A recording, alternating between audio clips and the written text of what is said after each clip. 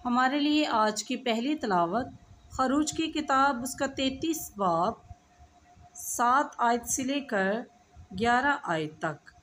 और मूसा ने खेमा को लिया और खेमा गाह से बाहर दूर उसे खड़ा कर दिया और उसका नाम खेमा इज्तिमा रखा। तो ऐसा हुआ कि जो कोई खुदावंद से कुछ पूछना चाहता वो खेमा इज्तिमा को जो खेमा गाह से बाहर था जाता।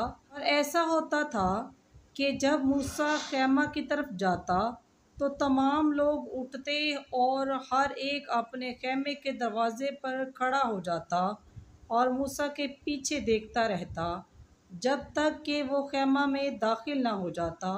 और यूँ होता कि जब मूसा खेमा में दाखिल होता तो बादल का सतून नीचे उतरता और खेमा के दरवाज़े पर ठहरा रहता और खुदावंद मूसा से बातें करने लगता।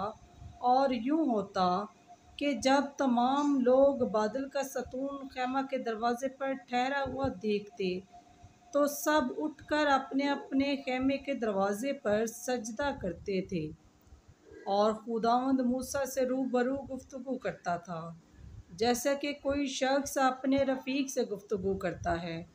और जब वो खेमा गाह में लौट आता था उसका खादिम यशू बिन नौ खेमा से जुदा ना होता था। बस पाकलाम के पढ़े और सुने जाने पर खुदावंद की ख़ास बरकत हो। खुदावंद का शुक्र हो।